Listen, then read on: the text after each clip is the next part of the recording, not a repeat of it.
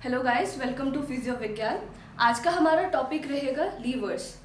तो सबसे पहले हम ये देखते हैं कि लीवर्स हम पढ़ते क्यों हैं। एक फिजियोथेरेपिस्ट के लिए लीवर्स की नॉलेज होना इम्पॉर्टेंट क्यों होता है। ठीक, तो अगर हमारी बॉडी में कोई भी मूवमेंट हो रहा है तो वो किसी न किसी जॉइंट के अबाउट होगा। कोई ना कोई मसल एज एन इंसर्शन या एज एन एफर्ट वर्क कर रही होगी उस मूवमेंट को कराने के लिए, और कोई ना कोई बॉडी पार्ट लिफ्ट कर रहा होगा और एक्ट कर रहा होगा एज एन वेट आपकी बॉडी में। इसीलिए हम लीवर्स को पढ़ते हैं ताकि हमें पता लगे कि मूवमेंट्स या मोशंस हमारी बॉडी में कैसे हो रहे हैं। साथ ही साथ आप जब किसी भी पेशेंट को एक्सरसाइजेस रेकमेंड करते हो तो आपको पता होना चाहिए कि कितना फोर्स लगाने पर पेशेंट को कितना ज़्यादा एफर्ट लगाना पड़ रहा है उस फोर्स को रेजिस्ट करने के लिए। आपको आपकी एक्सरसाइजेस किस हिसाब से प्लान करनी है, क्या रेजिस्टेंस रखना है, क्या वेट रखना है, ये सब चीज़ें, ये पूरा प्रोटोकॉल बनाने के लिए लीवर्स की नॉलेज होना बहुत ज़्यादा इंपॉर्टेंट हो जाता है। ठीक है, तो अब देखते हैं लीवर्स होते क्या हैं। Lever is a rigid bar capable of movement about a fixed point that is known as fulcrum. इसको हम गोनियों की हेल्प से समझते हैं। ठीक है, ये हमारा लीवर है।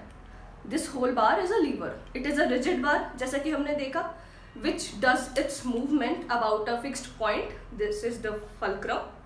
ठीक, इसके अबाउट जो मूवमेंट हो रही है, जिस पॉइंट के अबाउट मूवमेंट हो रही है, उसे हम फल्क्रम कहते हैं।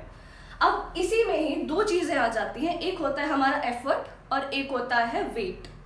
Effort is the force applied by the muscle जिससे कि हम काम करवा रहे हैं, और फल्क्रम से एफर्ट तक के डिस्टेंस को हम बोलते हैं एफर्ट आर्म।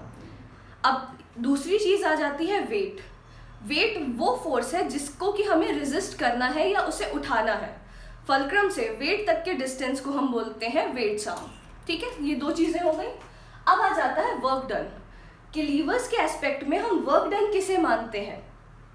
जब कोई भी एफर्ट या फोर्स एक पॉइंट पर लीवर के एक्ट करता है और दूसरा पॉइंट पर हम उतना ही फोर्स लगाते हैं उस वेट को काउंटर करने के लिए, उसे हम कहते हैं वर्क डन।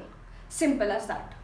ठीक है, अब इसमें यहाँ देखिए, ये हमारा फल्क्रम है, ये हमारा मेन एक्सिस है, इसके अबाउट मूवमेंट होगी। ये हमारा एफर्ट है जो कि मसल इंसर्शन से लगेगा, और ये हमारा वेट है जिसको कि हमें लिफ्ट करना है। ये कंप्लीट हमारा एक लीवर हो गया। ठीक, अब एक चीज इसमें बहुत ज्यादा इंपॉर्टेंट हो जाती है ऑर्डर्स ऑफ लीवर समझने के लिए कि मैकेनिकल एडवांटेज क्या होता है। कोई भी मूवमेंट ऑफ फोर्स या फिर टॉर्क, जो कि रोटेशनल फोर्स जिसे हम कहते हैं, टॉर्क अगर लगता है तो उसका फॉर्मूला क्या होता है? Amount of force applied into distance. मतलब कि जितना दूर आप फोर्स अप्लाई करेंगे उतना ही ज़्यादा मूवमेंट या फिर उतना ही ज़्यादा कम फोर्स आपको अप्लाई करना पड़ेगा। जितना ज़्यादा लॉन्ग लीवर होगा उतना ही कम फोर्स अप्लाई करना पड़ेगा आपको सेम मूवमेंट प्रोड्यूस करने के लिए, और जितना कम डिस्टेंस होगा उतना ही ज़्यादा फोर्स आपको अप्लाई करने पड़ेगा सेम मूवमेंट प्रोड्यूस करने के लिए। ठीक है, यहीं पर अगर हमारा वेट आर्म एफर्ट आर्म की इक्वल होता है तो सेम दोनों तरफ same amount of force exert होगा, जिसमें कि कोई भी एडवांटेज या डिसएडवांटेज नहीं होगी। लेकिन अगर हमारा एफर्ट्स आर्म बड़ा है वेट्स आर्म से, मतलब कि हमारा एफर्ट जो है वो फल्क्रम से ज़्यादा दूर है, लॉन्ग लीवर है, तो फिर हमको कम फोर्स अप्लाई करना पड़ेगा सेम मूवमेंट प्रोड्यूस करने के लिए, जिसे कि हम मैकेनिकल एडवांटेज बोलते हैं। अगर हम इसी का उल्टा देखें कि हमारा वेट आर्म जो है वो बड़ा है देन योर एफर्ट्स आर्म, मतलब कि वेट जो है वो फल्क्रम से ज़्यादा दूर है, इस केस में क्या होगा कि हमको एक मैकेनिकल डिसएडवांटेज मिलेगा। क्यों? क्योंकि हमको ज़्यादा फोर्स अप्लाई करना पड़ेगा सेम मूवमेंट प्रोड्यूस करने के लिए। तो आगे हम देखेंगे ऑर्डर्स ऑफ लीवर्स, जिसमें कि हम सबसे पहले देखेंगे first order lever. First order lever is also known as the order of stability. अब ऐसा क्यों? क्योंकि अभी हमने पढ़ा कि मैकेनिकल एडवांटेज और मैकेनिकल डिसएडवांटेज क्या होती है। जब तक फल्क्रम एफर्ट और वेट के बीच में है तब तक दोनों ही बहुत ज़्यादा, ना ही एफर्ट्स आर्म बहुत ज़्यादा बड़ा हो सकता है, ना ही वेट्स आर्म बहुत ज़्यादा बड़ा हो सकता है, जिसकी वजह से ये लीवर बहुत ही ज़्यादा स्टेबिलिटी प्रोवाइड करता है किसी भी मूवमेंट को। फर्स्ट ऑर्डर लीवर में फल्क्रम हमेशा एफर्ट और वेट के बीच में रहेगा। ये हो गई हमारी एफर्ट्स आर्म और ये हो गई हमारी वेट्स आर्म। ठीक, इसके एग्जाम्पल हमारी बॉडी में कौन से देखने को मिलते हैं? जैसे कि पहला एग्जाम्पल है ये नॉडिंग मूवमेंट ऑफ हेड। ठीक है, इसमें हमारा फल्क्रम क्या देखने को मिलेगा? कौन से एक्सिस पे या कौन से जॉइंट पर नॉडिंग मूवमेंट हो रही है? Atlanto occipital joint. तो ये एटलांटो ऑक्सीपिटल जॉइंट हमारा फल्क्रम हो गया। अब ये nodding movement, flexion extension of neck को कौन करवा रहा है? हमारे एक्सटेंसर मसल्स ऑफ नेक। तो ये हमारे extensor muscles of neck would be our effort. ठीक है, अब हमारा वेट क्या है? जो हमारा ये टेम्पोरोमैंडिबुलर जॉइंट है और जो स्कल का पार्ट है, ये हमारा वेट हो गया। तो ये हमारा फेस जो है वो weight, as a weight act करेगा। तो ये हमारा फर्स्ट एग्जांपल है। इसी में हमारा दूसरा एग्जांपल क्या होगा? Tilting movement of pelvis. अब टिल्टिंग मूवमेंट ऑफ पेल्विस में पेल्विस की मूवमेंट कौन से जॉइंट के अबाउट हो रही है? Hip joint. तो ये हमारा हिप जॉइंट जो है वो हमारा फल्क्रम हो गया। अब ये टिल्टिंग मूवमेंट कौन करवाता है? हमारे जो हिप एक्सटेंसर्स है वो हमारी टिल्टिंग मूवमेंट को प्रोड्यूस करवाते हैं। तो वो हो गए हमारे एफर्ट। साथ ही साथ टिल्टिंग मूवमेंट में हमारा वेट कौन एक्ट कर रहा है? हमारी ट्रंक और अपर बॉडी। ठीक है, क्योंकि हमारी लोअर बॉडी तो फिक्स्ड है, उसके ऊपर हमारा जॉइंट फल्क्रम आ गया और मूवमेंट हो रही है हमारी ट्रंक की, इस तरह से। तो जो हमारा ट्रंक है वो एक्ट करेगा एज अ वेट। एग्जाम्पल्स समझ में आए? इसके बाद हम बात करेंगे सेकेंड ऑर्डर लीवर की। तो second order lever is also known as the order of power. क्यों? क्योंकि इसमें हमेशा मैकेनिकल एडवांटेज प्रेजेंट रहेगा।